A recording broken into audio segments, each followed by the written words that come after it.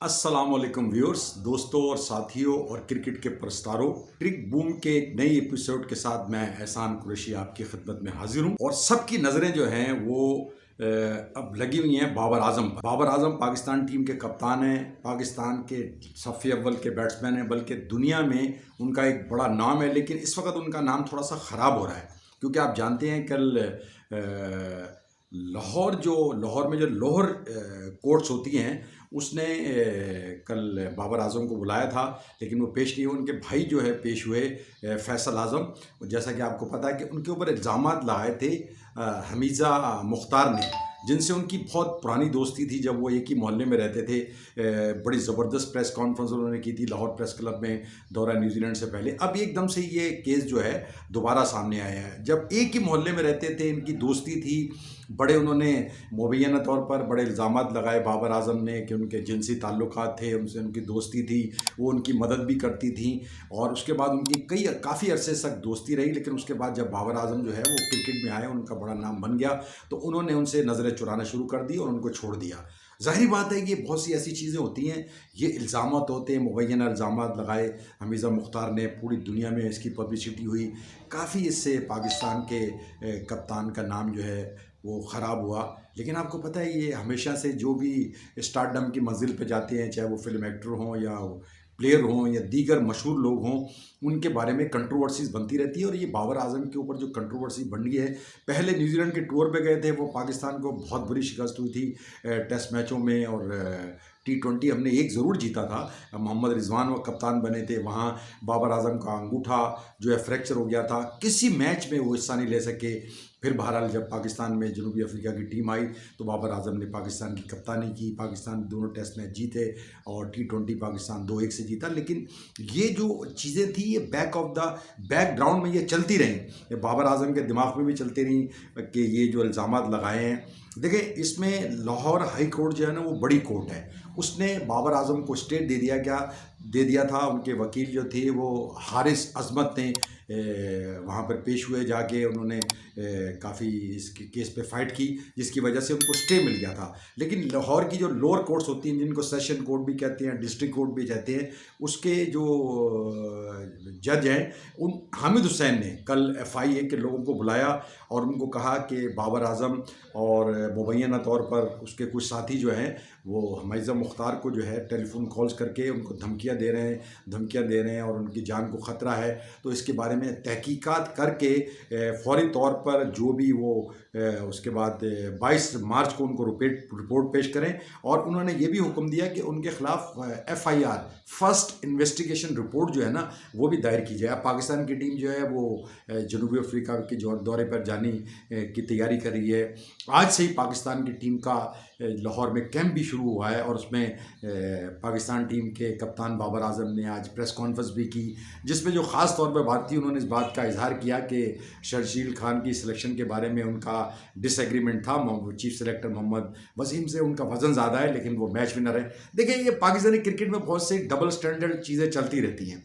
ज़ाहिर बात है इसमें चीफ सिलेक्शन कमेटी भी है, चीफ सेलेक्टर भी है, कप्तान भी है, मिसबाह हक भी है, लेकिन असल जो है वो इस वक्त बाबर आजम हमारी गुफ्तगू का महवर है। अब देखते हैं कि क्या तहकीकात होती हैं, पुराने ताल्लुकात हैं। देखिए, जब आप छोटे लेवल पे होते हैं तो आप माजी में आपसे गलतें भी सरजद होती हैं, तो उसका क्या बनेगा, क्या होता है। लेकिन जब आप स्टारडम की मंजिल पे पहुंच जाते हैं तो बहुत से लोग वो लोग एक्सप्लॉइट भी करते हैं वो चीज़ों को कि जनाब ये क्या चीज़ें हैं, ये आपने माजी में क्या किया। और इस तरह के इल्ज़ामात जो है वो हमीज़ा मुख्तार ने लगाए। उन्होंने तो बहुत ही शदीद इल्ज़ामात लगाए, लेकिन ये सिलसिला जो है 2018 से शुरू हुआ था, जिसमें उन्होंने कहा था कि मीडिया ने मुझे इसमें प्रोवोक करके लगाया था। लेकिन उन्होंने अब जो लेटेस्ट रिपोर्ट्स आई है, जैसे सबको पता चल गया होगा, पूरे प्रिंट और इलेक्ट्रॉनिक मीडिया, पूरे सोशल मीडिया पे ये चीज़ें मौजूद हैं कि लाहौर की लोअर सेशन कोर्ट ने बाबर आजम के ख़िलाफ़ जो है उन्होंने कहा है कि FIR काटी जाए तहकीकात करने के बाद कि वो धमकी आमेज़ फ़ोन कॉल कर रहे हैं। इसके अलावा बाबर आजम के अलावा भी 2 लोग जो है ना वो कह रही हैं कि मुझे वो धमकियां दे रहे हैं और केस से मैं विड्रॉ हो जाऊं। ये बड़ी मतलब बाज़-औक़ात ये बड़ा गंद हो जाता है। बाबर आज़म का जो पाकिस्तान के क्रिकेट में जो मुकाम है, पाकिस्तान टीम के तीनों फॉर्मेट में कप्तान है और वर्ल्ड फेम प्लेयर हैं, लेकिन ये जो धचके होते हैं ना, एक सीरीज़ शुरू होने वाली है, पाकिस्तान ने जाके खेलने 4 T20 इंटरनेशनल जिसने अफ्रीका के ख़िलाफ़ और 3 वनडे इंटरनेशनल, तो ये एक पहला मरहला होगा।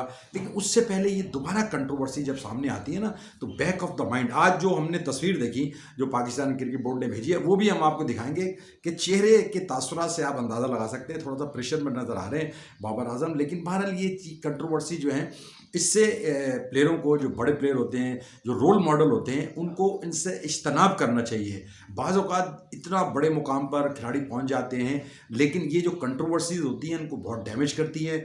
बाबर आजम इस वक्त पाकिस्तान के लिए एक रोल मॉडल है, उनकी कीन फॉलोइंग है। बहुत से लोग तो हमें भी बुरा भला कहते हैं, लेकिन भाई देखिए जो कोर्ट के फैसले होते हैं, जो चीज़ें होती हैं, ये हमें बताना पड़ती है अपने सुनने वालों को, और दुनिया जानना चाहती है कि इसके बैकग्राउंड में क्या है। ठीक है, फ़ैन क्लब है, हम भी ज़ाती तौर पर बाबर आजम को एज ए प्लेयर बहुत उसको अपलॉड करते हैं, बहुत आउटस्टैंडिंग बैट्समैन है। बहरहाल उनको अभी तो उनका ये समझ लें कि इनिशियल कैरियर 2-3 साल हुए, अगले 5 साल में वो कितना परफॉर्म करते हैं, मुख्तलिफ दुनिया के ग्राउंडों पे जाके कैसा परफॉर्म करते हैं। और बहुत से लोग उनको कंपैरिजन भी करते हैं विराट कोहली से, तो मैं समझता हूँ कि विराट कोहली से कंपैरिजन आप कर तो सकते हैं, लेकिन मेरा ख्याल है ये कुछ जल्दी कर रहे हैं आप। विराट कोहली को खेलते हुए तकरीबन 10-12 साल हो गए हैं, 5-6 साल वो बाबर आजम से बड़े, तो बाबर आजम के लिए अभी बहुत बड़ा वक्त है। लेकिन ये जो झटका उनको ये लगा है जाने से पहले, जनूबी अफ्रीका का जो माहिजा मुख्तार ने उन पर इल्ज़ाम लगाए हैं कि हम धमकी आमेज़ चीज़ें उनको मसूल हो रही हैं, फ़ोन कॉल्स भी आ रहे हैं। हालांकि मेरे ख्याल में लोग ये भी कह रहे थे कि ये केस सेटल हो गया है, कुछ माहदे हो गए। देखिए बात जितने मुँह उतनी बातें, उन्होंने कहा कि कई करोड़ रुपए शायद बाबर आजम ने मुबैना तौर पर उसको दे दिए हैं ताकि हमेशा के लिए इन केसेस से जान छुड़ाए। क्योंकि आपको पता है कि क्रिकेटर्स अमीर तो बहुत होते हैं, ये जो लीग होती हैं, जो पाकिस्तान टीम के सेंट्रल कॉन्ट्रैक्ट होते हैं, इंडोर्समेंट होती हैं, अमीर तो बहुत होते हैं, उनके लिए 1-2 करोड़ रुपये, 3 करोड़ रुपये देना कोई बड़ी बात नहीं है। लेकिन ये जितने मुंह उतनी बातें, दिए नहीं दिए, लेकिन अगर दिए होते तो आज वो दोबारा न उठती है। और उन्होंने ये भी कहा, कहती रहती है कि मुझे बहकाया,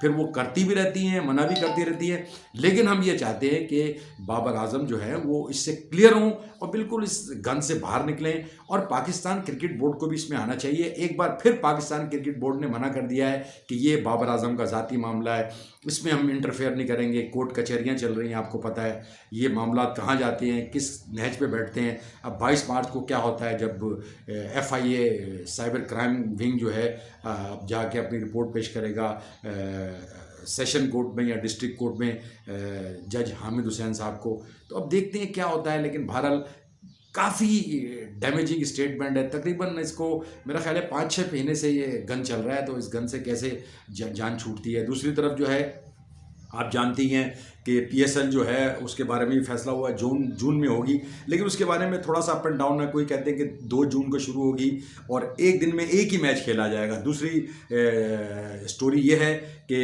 ये भी पाकिस्तान क्रिकेट बोर्ड ने प्लान बनाया कि डबल हेडर खेले जाएं, लेकिन जो फ्रेंचाइज ओनर हैं वो चाहते हैं कि एक दिन में एक ही मैच हो और 20 जून को इसका फाइनल खेला जाए। और इसके लिए जो है ना, वो पहले जो बायो बबल है वो शुरू होगा 10 दिन का, उसमें सारे प्लेयर क्वारंटीन में जाएंगे। अब देखते हैं कि क्राउड में इसमें इजाज़त मिलती है नहीं मिलती, क्योंकि काफ़ी वायलेशंस हुई थी और खिलाड़ियों ने भी काफ़ी वायलेशन की थी। तो उसका मुझे नहीं पता कि वो क्या होगा, उसके बारे में क्रिकेट बोर्ड क्या फ़ैसले करेगा। क्योंकि फ़िलहाल जो कहा जा रहा है कि कोविड-19 का जो काफ़ी फैल गया है, काफ़ी उसमें इंक्रीज़ हो रहा है पॉजिटिव, तो अल्लाह करे कोरोना से हमारी जान छूटे, कोविड-19 से हमारी जान छूटे और आने वाली जो क्रिकेट है उसमें लोगों को जाने का मौका मिले। और जो परेशानियां हैं, जो क्रिकेट के हालात है, देखें हम तो चाहते हैं कि क्राउड ग्राउंड में नज़र आए, वर्ल्ड T20 में भी नज़र आए। इंडिया की देखें सीरीज़ हो रही थी, इंग्लैंड और इंडिया की सीरीज़ जो चल रही है, जिसका आखिरी मैच जो है वो T20 खेला जाएगा, 2-2 से बराबर है। जैसे आपको बताता चलूँ, बड़ा ज़बरदस्त मैच हुआ। पहला मैच इंग्लैंड ने जीता, दूसरा इंडिया जीता, तीसरा फिर इंग्लैंड जीता, चौथा फिर इंडिया जीता। अब आखिरी मैच में ये फैसला होगा जनाब कि कौन सी टीम जो है वो विनर्स बन के निकलती है। टेस्ट सीरीज़ तो इंडिया ने जीती, उन्होंने जनाब 3-1 से शिकस्त दी इंग्लैंड की टीम को और ICC वर्ल्ड टेस्ट चैंपियनशिप के फाइनल के लिए क्वालिफाई किया। हालांकि बड़े ज़बरदस्त तरीके से पहला टेस्ट जो है चेन्नई में इंग्लैंड ने आगाज़ किया था, लेकिन उसके बाद फिर इंडिया के स्पिनर्स ने बिल्कुल घुमा के रख दिया इंग्लैंड के बैट्समैनों ने। अब देखना ये है कि T20 का जो आखिरी मैच है उसमें कौन फातेह होता है, क्योंकि बहुत बड़ा स्टेक है, सीरीज़ 2-2 से बराबर है।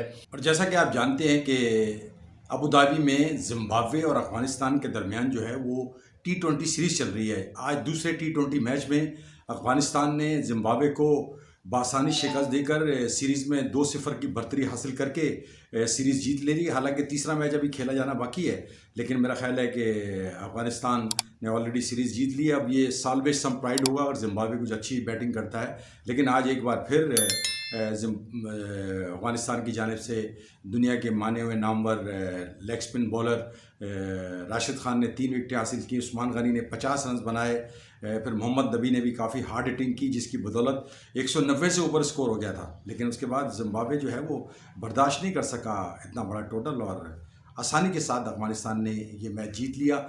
और ये तो रिपोर्टें थी जनाब, हल्की फुल्की रिपोर्टें थी, लेकिन असल इशू हमारा जो था वो बाबर आजम था।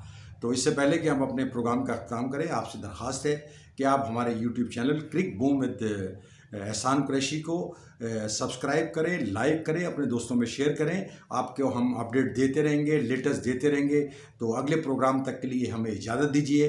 अल्लाह निगहबान।